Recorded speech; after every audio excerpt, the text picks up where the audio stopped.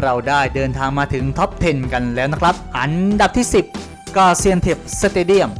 รังเหย้าของทีมกาเซียนเทป FK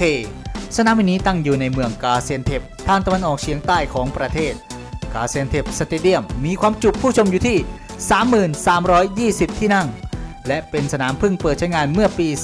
2017 ดีไซน์ของสนามเน้นความทันสมัยและมีสีแดงดำของสโมสรเป็นองค์ประกอบหลักบนที่นั่งสนามแห่งนี้มีความสำคัญอย่างยิ่งเพราะเป็นศูนย์กลางฟุตบอลในเขตตะวันออกเฉียงใต้ของตุรกี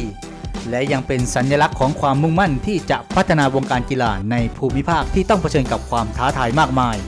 ด้วยอัฐจันทร์2 ชั้นที่สูงชันและโอบล้อมรอบสนามทำให้แม้จะมีความจุราว 30,000 ที่นั่งแต่บรรยากาศภายในสนามนั้นเข้มข้นและดุดันไม่แพ้สนามของทีมใหญ่ๆถือเป็นบททดสอบความแข็งแกร่งทั้งจิตใจอย่างแท้จริงสำหรับทุกทีมที่ต้องเดินทางข้ามประเทศมาถึงภาคตะวันออกเฉียงใต้สเตเดียมแห่งนี้คือป้อมปราการแห่งตะวันออกซูเปอร์ลีกที่ไม่ว่าทีมใดก็อยากจะบุกมาเก็บแต้มกลับไปได้ง่ายๆ